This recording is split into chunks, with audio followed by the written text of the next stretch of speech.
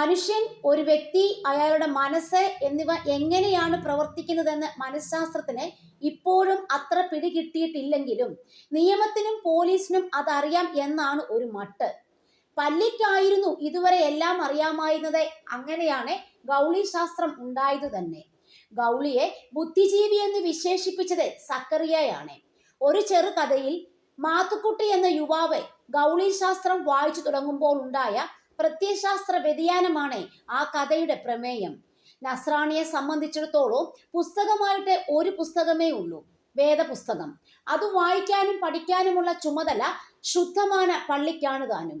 എന്നാൽ ഗൗളി ശാസ്ത്രത്തെക്കുറിച്ച് ഇപ്പോൾ പ്രതിപാദിക്കാനുള്ള കാരണം സക്കറിയയുടെ കഥയല്ല, മറിച്ച് മലയാളത്തിലെ അറിയപ്പെടുന്ന റാപ്പ് ഗായകനായ ഹിരൺദാസ് മുരളി എന്ന വേടനെ പോലീസ് അറസ്റ്റ് ചെയ്തതാണ്. പോലീസിന്റെ കയ്യിൽ ഒരു പുസ്തകമുണ്ട്, എല്ലാം അടങ്ങുന്ന സത്യപുസ്തകം. പോലീസിന് നിയമപുസ്തകം എന്നാൽ ഗൗളി ശാസ്ത്രം പോലൊന്നാണ്. സ്റ്റേഷൻ പരിധിയിലുള്ള എല്ലാ പ്രശ്നങ്ങളെയും അത് മനസ്സിലാക്കുകയും അതിന്റെ ലഘുഗണന പട്ടികയിൽ പെടുത്തുകയും ചെയ്യും. 200-ൽ പരം പല്ലികളിൽ ജാതി തിരിച്ചും വർണ്ണം തിരിച്ചും ലിംഗം തിരിച്ചും വ്യവസ്ഥകൾ ഉണ്ടാക്കി അവയുടെ കാലഭേദങ്ങളിലെ ശബ്ദങ്ങളും പതനങ്ങളും ക്രോഡീകരിച്ചുണ്ടാക്കിയ ഗൗളി ശാസ്ത്രം സത്യമേ കണ്ടെത്തൂ എന്നാണ് ആ ശാസ്ത്ര കുതുകികൾ കരുതുന്നത്. മടിത്തുമ്പിൽ ആൺപല്ലി വീണിട്ട് ഇറങ്ങി ഓടിയാൽ വസ്ത്രങ്ങൾ എലി കരളുമെന്നും രാജാവ് അധികാരമേൽക്കുന്ന സമയം ഉത്തരത്തിൽ നിന്ന് പല്ലി താഴേക്ക് കമിഴ്ന്നു വീണാൽ അധികാര നഷ്ടമാണ് ഫലമെന്നും ഗൗളി ശാസ്ത്രം പറയുന്നു.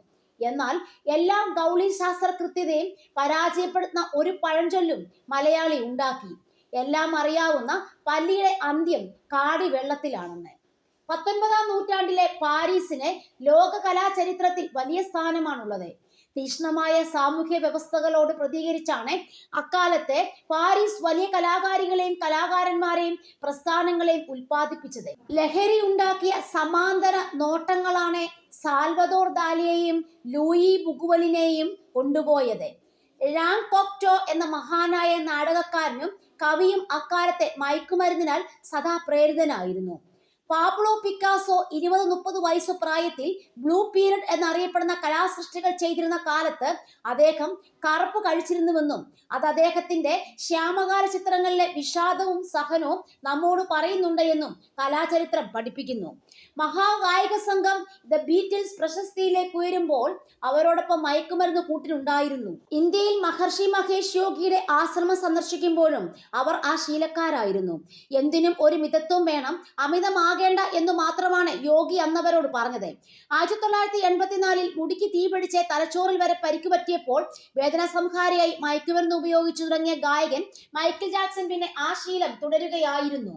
20-ാം നൂറ്റാണ്ടിലെ അമേരിക്കൻ ദൈക്ഷണിക ജീവിതത്തെ അടിമുടി സ്വാധീനിച്ച ബുദ്ധിജീവിതമായിരുന്നു സൂസൻ സൊണ്ടാഗ് നയിച്ചിരുന്നത്. 1960, 1970 കാലഘട്ടത്തിൽ അവർ മയക്കുമരുന്ന് ഉപയോഗിച്ചിരുന്നു. എങ്കിലും പിൽക്കാലത്ത് ആ ശീലത്തെ കാൽപ്പനികവൽക്കരിക്കുന്നതിനെതിരെ അവർ നിലപാടെടുത്തു. മയക്കുമരുന്ന് ഉപയോഗത്തെ കാൽപ്പനികവൽക്കരിക്കുന്നത് വലിയ സാമൂഹിക അപകടം ക്ഷണിച്ചു വരുത്തുമെന്ന് അവർ പിൽക്കാലത്ത് പറഞ്ഞു. എന്നാൽ എല്ലാവരും സ്വയം ചോദിക്കേണ്ട ഒരു ചോദ്യമുണ്ട്. മദ്യത്തിന് അടിമയായിത്തീരുന്ന അമിത മദ്യപാനത്തെയാണോ നാം എതിർക്കുന്നത്? അതോ നാരായണ ഗുരുവും MP മന്മഥനും കേരളത്തിൽ പ്രചരിപ്പിച്ചതുപോലെ മദ്യമെന്ന ആശയത്തെ തന്നെയാണോ നാം എതിർക്കുന്നത്? എന്റെ നിലപാട് ആദ്യ വിഭാഗത്തിനൊപ്പമാണ്. അതാണ് മനുഷ്യ സ്വഭാവം വെച്ച് നോക്കിയാൽ പ്രായോഗികം എന്ന് കരുതുന്നത് കൊണ്ടാണ് അത്തരമൊരു നിലപാടെടുക്കുന്നത്.